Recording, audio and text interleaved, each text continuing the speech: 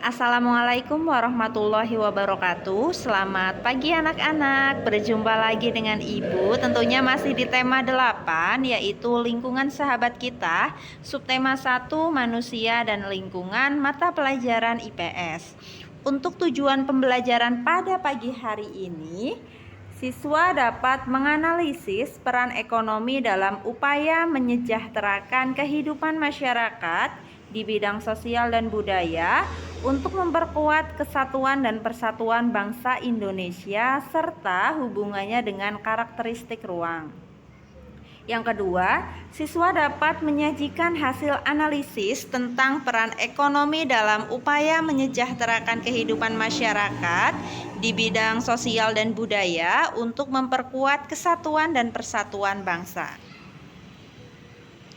Mohon untuk bimbingannya kembali ayah bunda agar anak-anak lebih memahami tentang peran ekonomi apa saja yang digunakan dalam upaya untuk mensejahterakan kehidupan masyarakat di bidang sosial maupun budaya. Ayo kita membaca di buku paket halaman 24 sampai 26. Jenis-jenis usaha untuk mengolah sumber daya alam. Untuk memenuhi kebutuhan hidup masyarakat melakukan berbagai usaha, berbagai kegiatan dan jenis usaha dapat dilakukan menghasilkan barang dan jasa. Salah satu jenis usaha di masyarakat yaitu mengolah sumber daya alam dari lingkungan. Kita mengenal berbagai bentuk kegiatan manusia dalam mengolah sumber daya alam untuk mencukupi kebutuhan hidup. Jenis usaha bidang produksi yang bergerak dalam pengolahan sumber daya alam, yaitu hewan dan tumbuhan, disebut sebagai usaha agraris. Jenis usaha yang termasuk bidang agraris adalah pertanian dalam arti luas antara lain persawahan, perkebunan, perhutanan, peternakan, dan perikanan. Umumnya, suatu persawahan dan perkebunan dilakukan di daerah pedesaan karena tanahnya yang masih luas.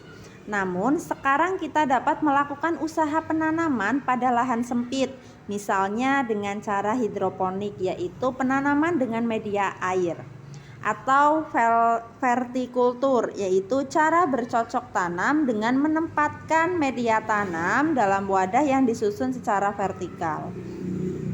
Tanah pertanian ditanami sayur-sayur, buah-buahan, dan juga palawija. Lahan pertanian juga dimanfaatkan untuk perkebunan. Tanaman perkebunan diantaranya adalah cengkeh, teh, karet, coklat, tembakau, kopi, dan kelapa sawit.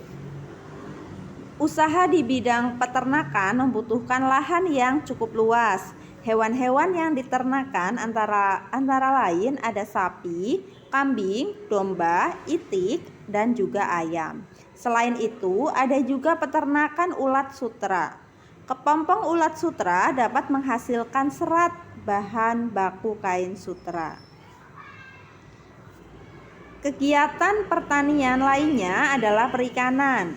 Usaha di bidang perikanan dapat dilakukan di daerah pantai atau bendungan, atau bisa juga di waduk. Akan tetapi, ada juga usaha perikanan yang memanfaatkan kolam-kolam di lahan sawah. Ada pula jenis usaha yang memanfaatkan secara langsung sumber daya alam. Jenis usaha ini disebut dengan usaha ekstraktif. Dalam bidang usaha ekstraktif, kita hanya mengambil sumber daya alam tanpa harus mengolahnya terlebih dahulu. Bidang usaha ekstraktif yaitu berburu, pertambangan, dan juga penebangan hutan. Untuk jenis usaha masyarakat Indonesia ternyata ada beberapa macam. Yang pertama itu ada di bidang perindustrian. Industri adalah kegiatan memproses atau mengolah barang dengan menggunakan sarana dan peralatan, misalnya mesin. Ada industri yang mengolah bahan baku atau mentah menjadi produk olahan. Ada industri yang hanya mengolah bahan mentah menjadi bahan setengah jadi. Ada pula industri yang mengolah bahan setengah setengah jadi menjadi bahan jadi. Ada industri besar dan juga ada industri kecil. Industri besar menggunakan peralatan, modal, dan tenaga kerja yang tentunya berjumlah besar. Industri kecil menggunakan peralatan, modal, dan tenaga kerja dalam jumlah lebih kecil.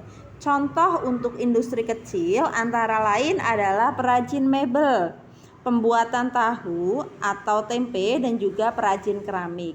Untuk industri besar misalnya adalah industri baja, industri mobil, dan juga industri tekstil. Yang kedua, untuk jenis usaha masyarakat di Indonesia, yang kedua ada perdagangan. Perdagangan di sini adalah semua hal yang berhubungan dengan kegiatan jual beli. Dalam perdagangan ada perpindahan hak milik. Pedagang membeli barang atau jasa dari suatu tempat pada waktu tertentu, kemudian menjualnya ke tempat lain dengan tujuan untuk memperoleh keuntungan.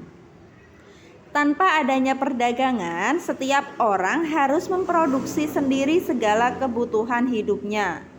Dengan adanya perdagangan, produsen menjual hasil produksinya kepada konsumen.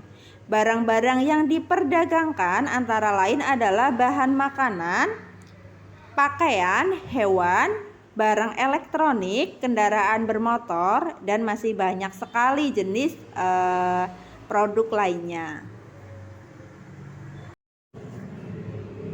Untuk yang ketiga adalah jasa. Jasa di sini adalah segala aktivitas atau manfaat yang ditawarkan kepada orang lain atau konsumen. Meskipun tidak menghasilkan barang seperti misalnya industri konveksi menghasilkan pakaian, usaha jasa memberikan pelayanan kepada konsumen. Contoh pekerjaan yang menjual jasa antara lain adalah guru, pengacara, dokter, montir mobil, jasa keuangan, pemandu wisata, dan masih banyak jenis pekerjaan jasa lainnya. Oke, itu untuk materi mata pelajaran IPS di tema 8 subtema 1.